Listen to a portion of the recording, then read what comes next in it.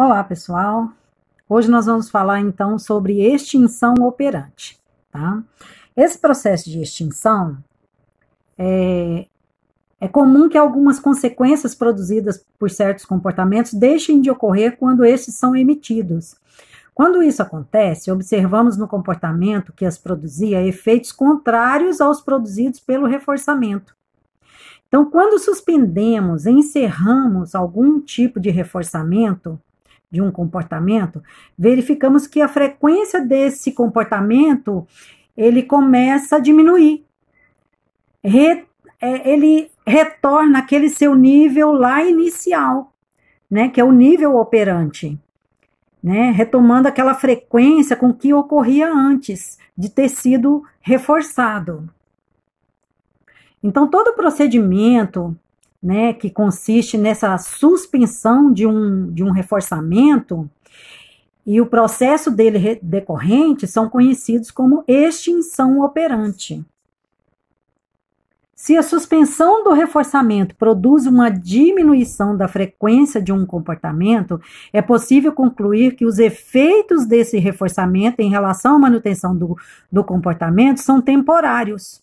Né? Então, por exemplo, se você reforçou um tipo de comportamento, querendo que esse comportamento continuasse, mas você tirou o reforço e ele diminuiu, então é porque aquele reforço que foi feito, ele foi, o efeito dele foi temporário, ele não foi permanente. Para testarmos essa afirmação, basta realizarmos um experimento com 3 situações distintas. Na primeira, observamos e registramos a frequência do comportamento de um organismo sem contingências de reforçamento programada. Então, é um comportamento no nível operante, um comportamento que você está observando que está ocorrendo. E aí, na segunda etapa, você reforça o comportamento, né? E também observa e registra a sua frequência com o reforçamento, tá? Na terceira etapa, você retira o reforçamento e novamente observa e registra essa frequência desse comportamento.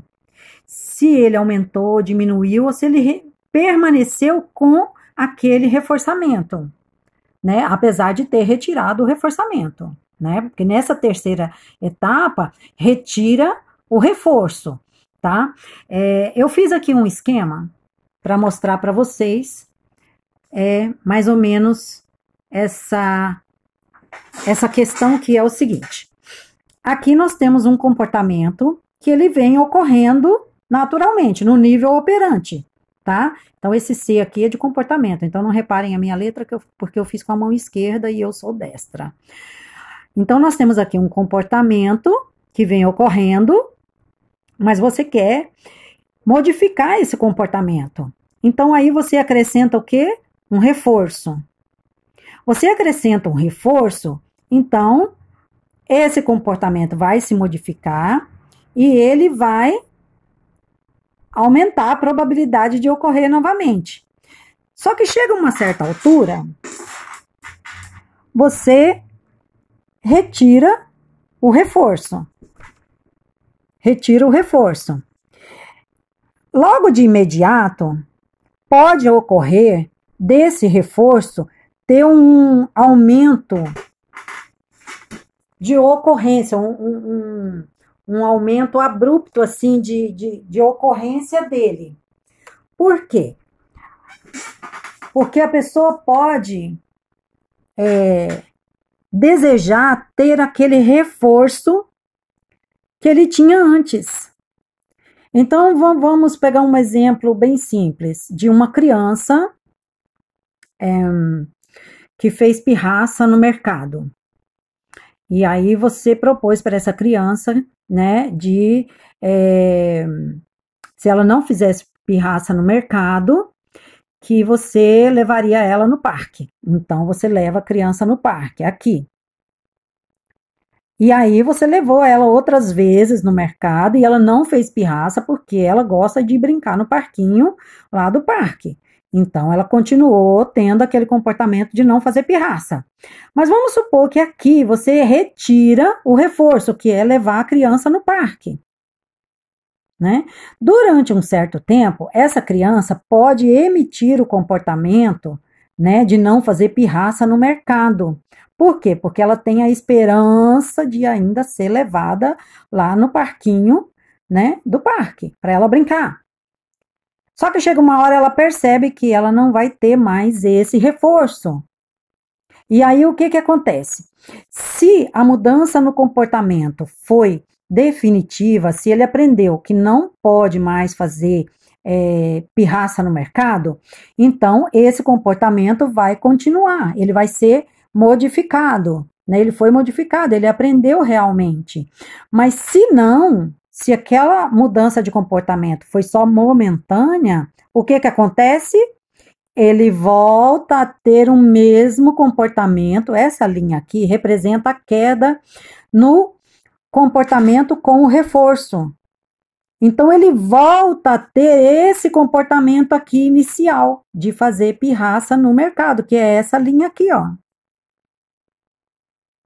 Então, vamos lá, vamos de novo. Comportamento que você vem observando, mas você quer modificar esse comportamento, então você entra com um reforço. Então, aqui você entra com um reforço e ele né, modifica literalmente o comportamento, porque ele está gostando do reforço que está recebendo. Mas no momento em que você tira o reforço, você retira o reforço, esse aqui é o processo de extinção, tá? Que é isso aqui que eu escrevi aqui, ó, o E e o X é o processo de extinção. Então, quando você tira o reforço, pode haver um aumento abrupto, né, desse comportamento aqui com o reforço, né, na esperança de continuar tendo aquilo que ele gosta, né, e aqui, se ele aprendeu realmente, ele continua nessa linha. Mas se ele não aprendeu e ele voltar ao comportamento anterior, esse é o processo de extinção. Significa que isso daqui não foi uma mudança significativa, que ela foi superficial. Vamos continuar aqui. Tá. Walker e Buckley conduziram uma intervenção que também foi uma pesquisa com uma criança que apresentava dificuldades em ficar concentrada durante tarefas na sala de aula. Os pesquisadores inicialmente registraram. Primeiro, olha, quantos intervalos de 10 minutos a criança permanecia realizando as tarefas adequadamente? Esse é o nível operante. Ao longo da aula, né, que ela conseguia. Então, eles observaram assim, quantos tempos de 10 minutos ela conseguia ficar concentrada. 2. Em seguida, começaram a dar-lhe pontos toda vez que fazia a tarefa adequadamente a cada intervalo de 10 minutos. Então, se ela conseguiu ficar 10 minutos fazendo a tarefa adequadamente, né, dava-lhe pontos. Por fim, Walker e Buckley pararam de dar os pontos. Olha aí, ó, retirou o reforço. Mesmo se ela passasse os 10 minutos de um dado intervalo engajada na tarefa escolar. E ao final da intervenção, a criança pôde trocar os pontos ganhos por brinquedos de sua preferência. Olha que legal. O principal efeito do procedimento de extinção, como vimos, é o retorno da frequência do comportamento aos seus níveis prévios, ou seja, ao nível operante. No entanto, além de diminuir a frequência da resposta até o nível operante, esse procedimento produz outros 3 efeitos importantes no início do processo de extinção operante. Primeiro, aumento da frequência da resposta no início do procedimento de extinção, que é aquele aumento abrupto que eu coloquei aqui nessa figura, de quando você retira o reforço e ele tem esse aumento abrupto no comportamento, né? Então, durante o procedimento, antes da frequência da resposta começar a diminuir, ela pode aumentar abruptamente. Quando tocamos a campainha da casa de um amigo e não somos atendidos, por exemplo, provavelmente você já passou por uma situação assim. O que geralmente fazemos antes de virarmos as costas e ir embora? Começamos a pressionar o botão da campainha várias vezes antes de desistir. É importante lembrar que esse aumento inicial pode ocorrer e não que necessariamente ocorrerá em todos os processos de extinção, né? Que você tenta mais vezes, você insiste para ver se acontece aquilo que você deseja, não é? Aumento da variabilidade da topografia da resposta, que é logo no início do processo de extinção, a forma como o comportamento estava ocorrendo começa a modificar-se. Por exemplo, no exemplo da campainha, também podemos ver essa característica. Além de pressionarmos várias vezes o botão, começamos a fazê-lo com mais força, com a mão toda, bater na porta ou mesmo bater palmas. Quer dizer, você usa de outras estratégias para conseguir o seu objetivo, né? Então, além do aumento da variabilidade do comportamento, aumenta a topografia, que você modifica as estratégias para você continuar tendo aquele comportamento que você quer obter. Que no caso da campainha é ser atendido por alguém na casa, né? Aí você bate palma, você grita, você bate no portão, você grita, né? Evocação de respostas emocionais. Tente se lembrar de algumas vezes em que algum comportamento seu foi colocado em extinção. Por exemplo, quando você estudou muito para uma prova e tirou nota baixa. Ou quando você telefonou várias vezes para um amigo ou namorada e essa pessoa não atendeu, né? Como você se sentiu? É bem provável que algumas respostas emocionais, como por exemplo aquelas comumente vistas na raiva, na ansiedade, na irritação ou na frustração, tenham ocorrido. Não é raro, por exemplo, observarmos aparelhos de telefone celulares serem jogados no chão quando o seu dono não consegue fazer uma ligação importante, ou volantes serem socados quando o carro não pega. Ai, ai, ai. Então, são respostas emocionais quando a gente não consegue aquilo que a gente está querendo e aí modifica o seu comportamento, aquele seu comportamento entra em extinção. Resistência à extinção. Pode ser definida como o tempo ou número de vezes que um determinado comportamento continua ocorrendo após a suspensão do reforçamento. Vamos voltar naquela minha figura inicial. Doeu a minha mão porque eu fui pegar a caneta com a mão direita. É isso aqui, olha. Vamos lá. A resistência à extinção é esse período aqui, ó, da retirada do reforço, né?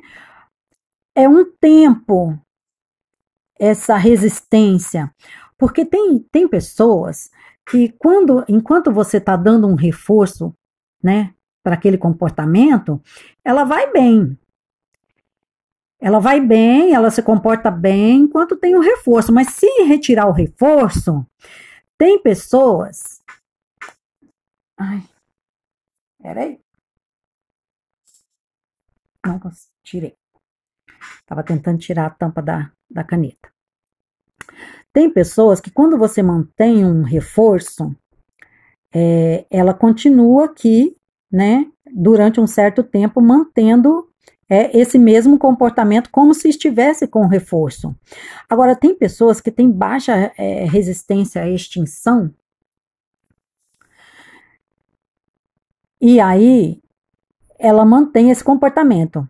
Mas com alta resistência à extinção, por exemplo, ela aqui, quando você retira o reforço, ela simplesmente volta ao seu nível normal, nível operante ali, e simplesmente quando retira o reforço. Isso é resistência à extinção, quando você mantém. Tem gente que, por exemplo, desiste fácil. Chega na casa de uma pessoa, vamos voltar no exemplo da campainha. Chega na casa da pessoa e toca a campainha. Na primeira tocar, tocou uma vez, ninguém atendeu, eu vou embora. Então, baixa a resistência, a extinção. E tem outras pessoas que não, que toca 10 vezes, espera 5 minutos, 10 minutos, bate no portão, grita, joga uma pedrinha lá no telhado para fazer barulho, para ver se tem alguém. Não pode fazer isso não, hein? Então, tem algumas pessoas que são mais resistentes à extinção, né? Essa resistência ela pode ser definida como o tempo ou número de vezes que um determinado comportamento continua ocorrendo após a suspensão do reforçamento.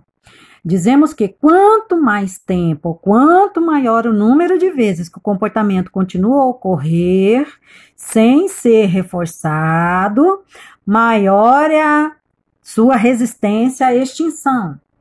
Vamos voltar aqui no exemplo. Vamos aqui. Quanto maior for o número de vezes que o comportamento continuar ocorrendo após a retirada desse reforço, né? Maior a resistência